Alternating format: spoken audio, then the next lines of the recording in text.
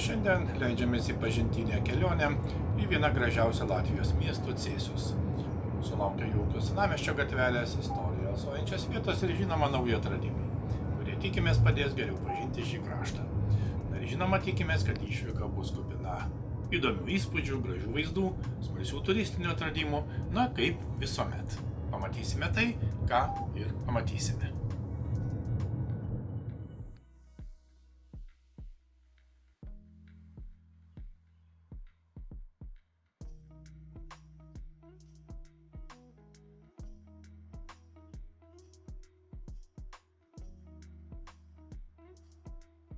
Taip, šiandien esame Latvijoje, Cesyje, būtent šiaurinėje Latvijos dalyje, Vidzemėje, ir tai yra senovinis puikus miestas. Miesto teisės gavo 1323 metais, tačiau pilis anksčiau vokiečių būtent pastatyta 1209 metais, o dar anksčiau be abejo čia gyveno lyviai, būtent baltų gentis. Ir tikrai istorinis miestas bet kuriuo atveju. Išlikę senosios taip pat gatvės, grindinių grįstos gatvės, taip pat senieji pastatai. Ir žinoma yra pilių kompleksas, būtent senoji viduramžių pilis ir taip pat naujoji pilis. Ir daug kitų įdomių lankytinų objektų.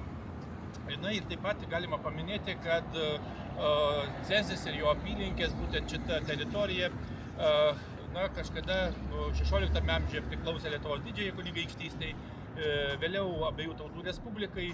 Ir taip, kad daug turim bendro ir labai įdomus miestas. Apžiūrėsime, pasivaikščiosime, papasakos.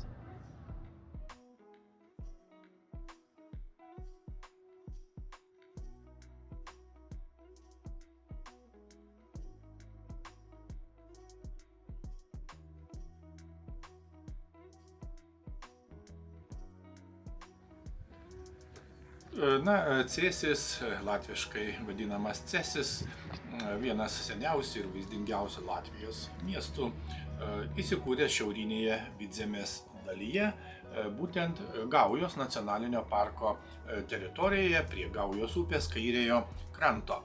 Ir tai populiari turistinė ir kultūrinė vieta, gerai žinoma dėl savo viduramžiško senamiesčio, pilies komplekso, kaip jau minėjome, ir žinoma puikių gamtinių aplinkų. Cėsis skaičiuoja ilgesnę nei 800 metų istoriją ir laikomas vienu geriausiai išlikusių viduramžių miestų Baltijos šalyse. Kaip jau minėjome, 1323 miestas gavo miesto teisės. Dėl karų, gaisrų ir epidemijų miestas 17–18 amžiuje laikotarpiu gerokai sunyko. Vėliau, žinoma, atsikūrė.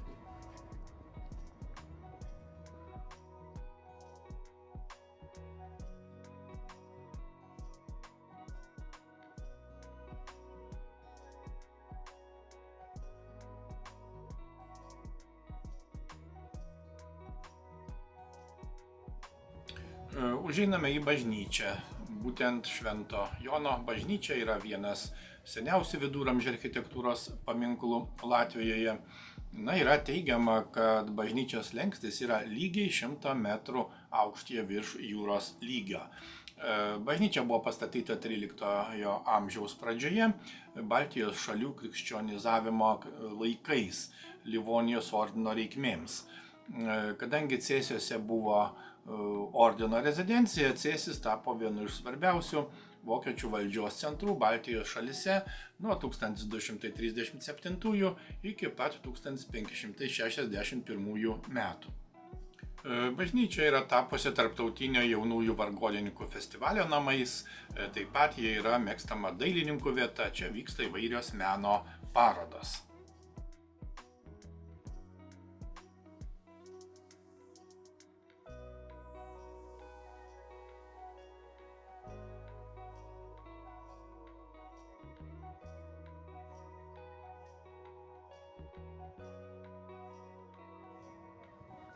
Cėsiuose naminės tradicinės duonos kepimas yra svarbi vietos kulinarinio paveldo dalis, glaudžiai susijusi su visos Latvijos ruginių duonų tradicija.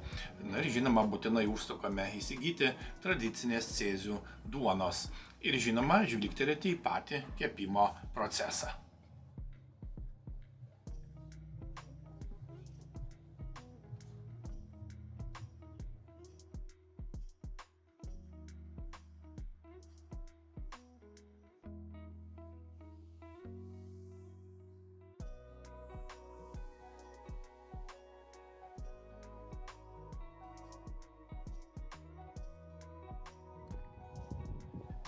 Cėsiuose veikiantis Pasaulio latvių meno centras yra taip pat svarbi miesto kultūrinio gyvenimo dalis, jungianti meną, istoriją, žinoma Latvių diasporos paveldą. Centras įkurtas siekiant išsaugoti ir pristatyti už Latvijos ribų kūrusių Latvių menininkų darbus, ypač tremties ir emigracijos laikotarpiu susiformavusi meninį palikimą. Čia rengiamos įvairios parodos, paskaitos, diskusijos, žinoma, kiti vyksta kultūriniai renginiai, todėl centras tampa ne tik ekspozicijų vieta, bet ir gyvų kūrybos bei pažinimo erdvės pavyzdžių.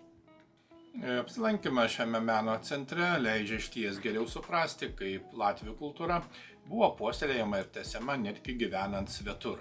Tai tiesiog vieta, kurioje Cėsių istorinis miesto veidas atsiskleidžia plačiau, su platesne pasaulio latvių kultūrinė patirtimi, na, o lankytojai gali pažinti ne tik meno kūrinius, bet ir žmonių likimus.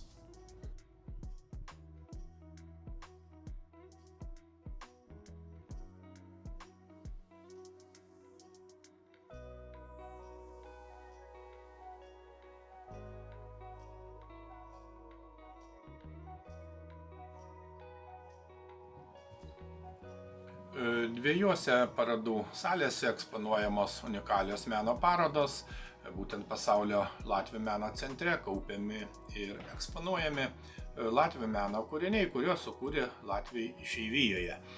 Latvių menininkai išvykę į tremtį dėl Antrojo pasaulinio karo ar užsienyje gyvenanti jaunoji karta. Parodos, kaip žinia, nuolat atnaujinamos ir kas pusmetį yra galimybė atrasti naujus menininkus ir meno kūrinius, paveikslus, akvarelės, skulptūras, įvairias instaliacijas. Šis centras svarbus tuo, kad kalba ne tik apie meno kūrinius, bet ir apie istorinės aplinkybės. Dalis latvių menininkų po karo atsidūrė Vakarų Europoje, Šiaurės Amerikoje ir kitose šalyse, todėl jų kūryba ilgą laiką vystėsi už Latvijos ribų. Be to, apsilankymas šiame centre yra nemokamas.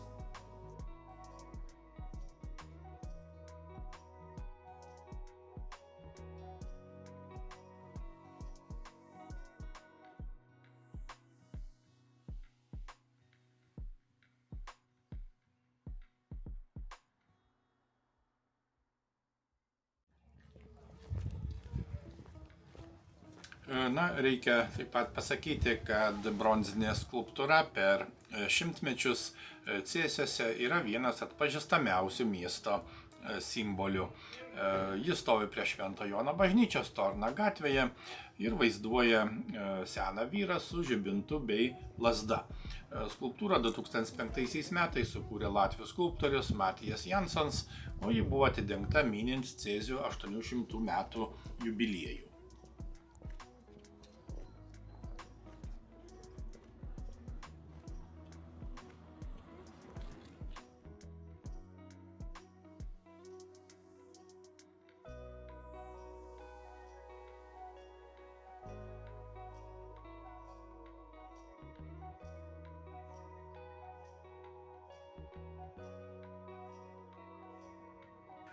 svarbi istorinės atminties vieta yra vadinama atminties siena Cėsiuose.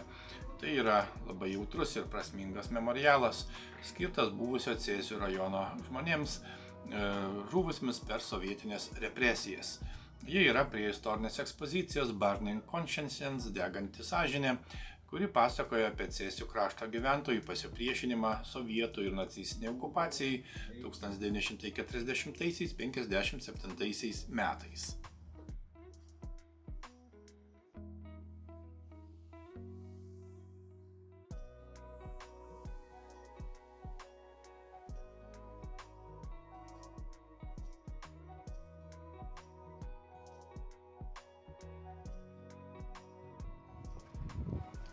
Keliaujame toliau link miesto centrinės aikštės. Cėsių centrinė miesto aikštė arba Vienybės aikštė yra simbolinis miesto centras, jungiantis senąją ir naująją Cėsių dalį. Ji laikoma pagrindinė miesto reprezentacinė erdvė. Čia vyksta įvairūs paradai, iškilmingi minėjimai, koncertai, sporto renginiai. O žiemą statoma ir pagrindinė miesto eglė. Cėsių savivaldybė pabrėžia, kad tai svarbiausia viešoji miesto erdvė. Būtent čia yra Pergalės paminklas arba latviškai vadinamas Uzvaras piemineklis, stovi pačioje aikštės širdyje. Jis buvo pastatytas 1924 metais, pagerbiant latvių ir estų karius, žuvusius Latvijos nepriklausomybės kovose 1918–20 metais. Šis paminklas primena ypač svarbu bendros kovos už laisvę laikotarpį ir liudija Cėsių vietą Latvijos valstybingumo istorijoje. Paminklo istorija atspindi ir dramatišką 20-ojo amžiaus Latvijos likimą. Sovietmečiu paminklas buvo susprogdintas, nes toks atminties ženklas okupaciniai sovietų valdžiai buvo nepriimtinas. Vėliau atkūrus nepriklausomybę, paminklas buvo atstatytas 1998 metais, todėl šiandien jis simbolizuoja ne tik istorinę pergalę, bet ir atgautą tautinę atmintį. Nors šiandien tai gyvas miesto centras, aikštė išlaiko ir istorinį, ir valstybinį pobūdį, nes jos svarbiausias akcentas ir yra Pergalės paminklas.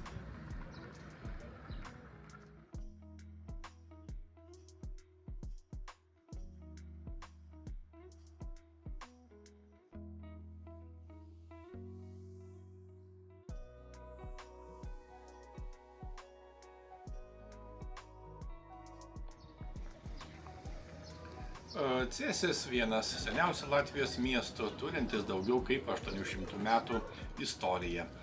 Pirmą kartą rašytiniuose šaltiniuose miestas paminėtas 1206 metais, o jo raida glaudžiai susijusi su viduramžių pilies ir miesto formavimusi.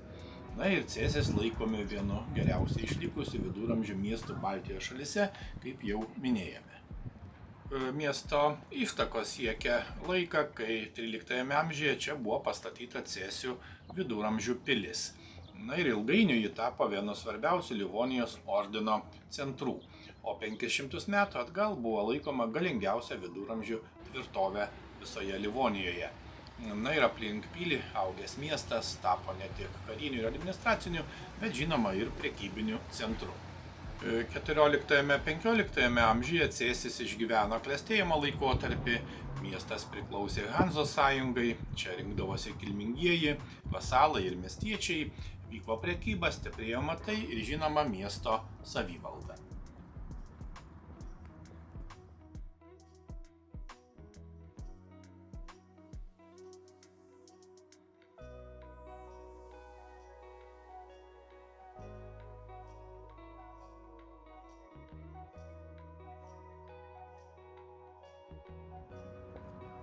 Einame link dar vienos aikštės, būtent aikštė prie Cėsių miesto bibliotekos ir geležinkelio bei autobusų stoties yra vadinama Cėsių stoties aikšte. Tai svarbi miesto žinoma viešoji erdvė ir pagrindinis transporto mazgas, esantis tarp traukinių stoties, autobusų stoties ir Cėsių centrinės bibliotekos. Ši vieta yra tarsi vieni iš miesto vartų, kur atvykstantis pirmą kartą susitinka su Cėsių kasdieniu gyvenimu.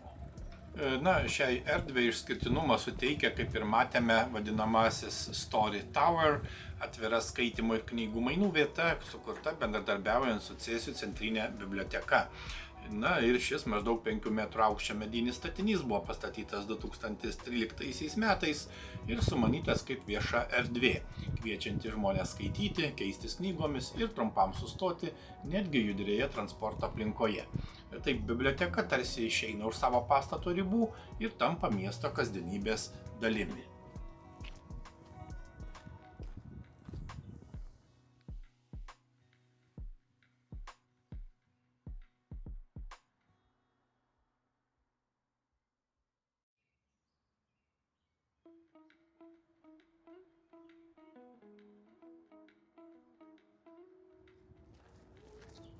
Reikia pasakyti, kad Cėsiuose autobusų stotis glaudžiasi prie geležinkelio stoties pastato, todėl čia patogiai susijungia autobusų ir traukinių kelionės. Ši vieta yra svarbus miesto susisiekimo centras, kuriame nuolat jaučiamas kelionės ir žinoma judėjimo pulsas.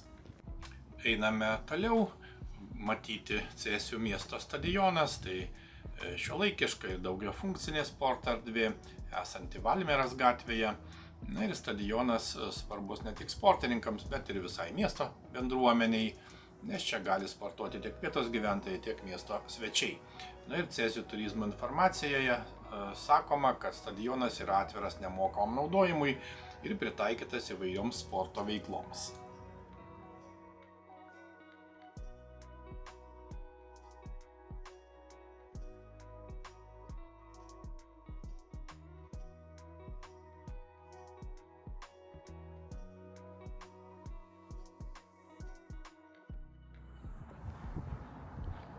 Netoli Cėsių centrinės vienybės aikštės yra Maja parkas, viena jaukiausių miesto žaliųjų erdvių. Taigi einame link parko. Tai mėgstama pasivaikščiojimų ir poilsio vieta, kur miesto centras išties dera su ramia gamtinė aplinka. Parkas garsėja romantiškų kraštovaizdžių, želdiniais, takeliais ir žinoma tvenkiniu, kuris suteikia šiai vietai ypatingo jaukumo. Na, šį parką puošia ne tik tvenkinys ir želdiniai, bet ir keli ryškus meniniai akcentai. Svarbiausias iš jų skulptūra Kova su kentauru, sukurta žymaus Latvijos skulptoriaus Karlio Jansono. Parke taip pat yra skulptūra Dainius arba latviškai Dziesminieks, skirta legendiniam menininkui Haraldui Simoniui. Na ir jis suteikia parkui ne tik dekoratyvumą, bet ir tam tikrą kultūrinę atmintį, nes primena su Cėsimis siejama itin kūrybiška asmenybė. Prie meninių parko akcentų galima priskirti ir patį jo kraštovaizdį. Būtent parkas suformuotas XIX amžiuje, kai parko architektūroje buvo madingi romantiški griuvėsių motyvai. Čia iki šiol yra išlikusi istorinė Liepų alėja.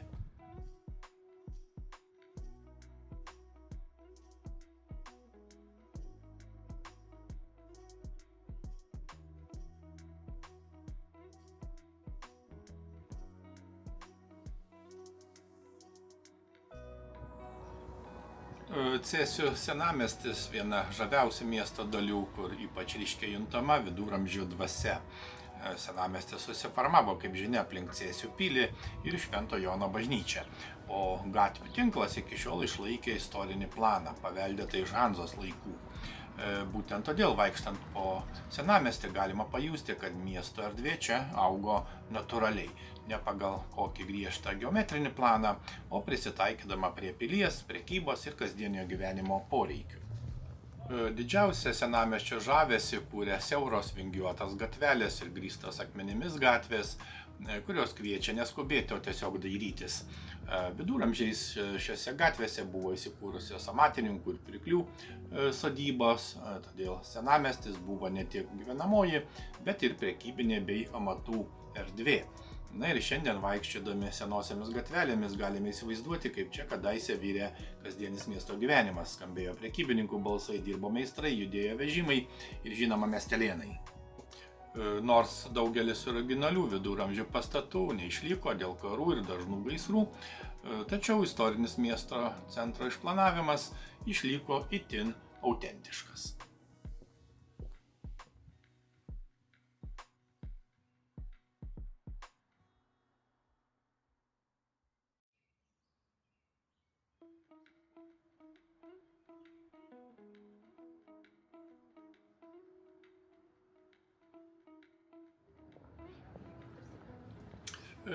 Po gana ilgo pasivaikščiojimo keliaujame link automobilio ir pabandysime dar šiek tiek pasižvalgyti po miestą ir ne tik centrą, žinoma.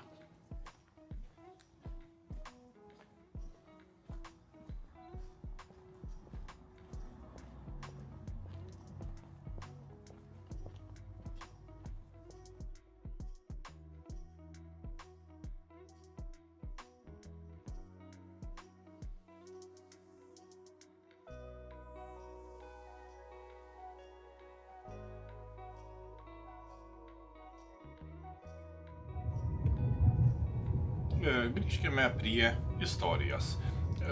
Ankstyvoji Cėsių raida susijusi su Livonijos kryžiaus žygių laikotarpiu, kaip jau minėjome, 13 amžiuje čia buvo pastatyta Cėsių viduramžių pilis. Beje, ją taip pat yra svarbu ir tikrai prasminga aplankyti. Ir pilis vėliau tapo viena stipriausių ir svarbiausių tvirtovių Livonijoje. Pilis buvo žinoma ne tik gynybinis statinys, ji atliko administracinio, karinio ir politinio centro funkciją.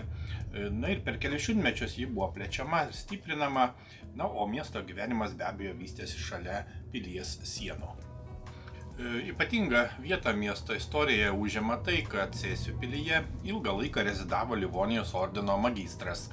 Šaltiniai nurodo, kad nuo 13 iki 15 amžiaus, o nuolat nuo 1481 metų, Cėsis buvo viena svarbiausių ordino valdžios vietų.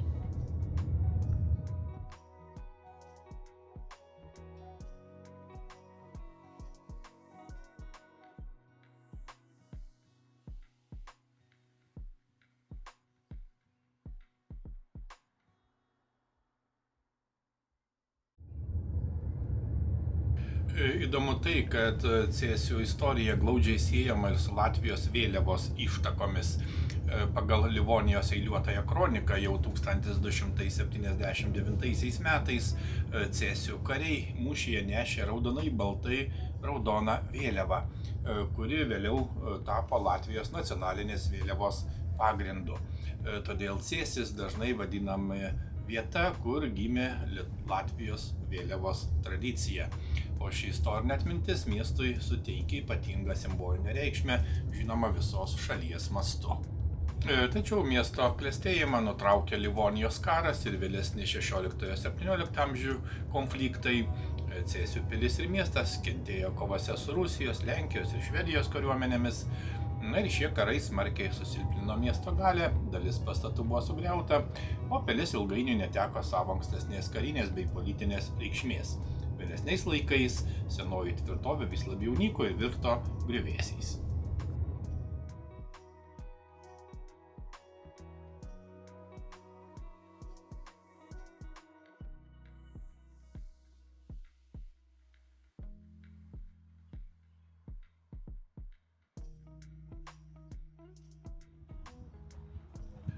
Trumpam stabtelime prie cerkvės, būtent Cėsių stačiatikių cerkvė, Kristaus Atsimainimo cerkvė, esanti pilies parko teritorijoje.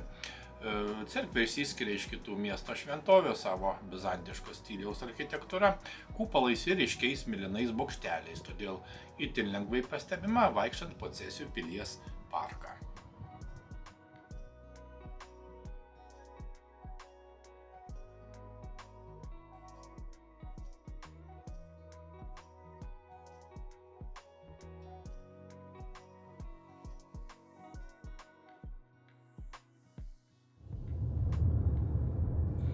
Šiandienos Cėsis tai nedidelis, bet labai gyvas Vidžemės miestas, kuris derina istorinio miesto žavesį su šiuolaikiniu kultūriniu ir ekonominiu gyvenimu. Čia gyvena kiek daugiau nei 15 000 gyventojų.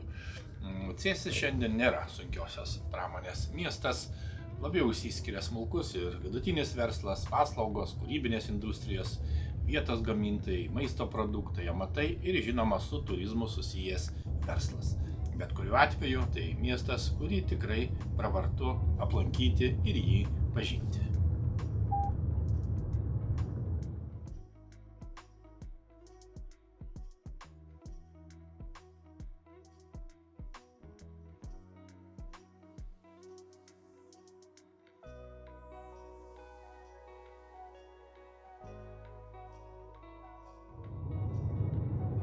Kaip ir tikėjomės, kaimyninės Latvijos miestas Cėsis pasirodė esąs įdomus, savitas ir kupinas savos dvasios. Jo istorijoje atsiskleidžia ne tik Latvijos praeitis, bet ir glaudūs ryšiai su Lietuva. Todėl šis pažinimas mums tampa dar artimesnis ir prasmingesnis. Tokios kelionės visuomet praturtina. Iki kitų prasmingų kelionių.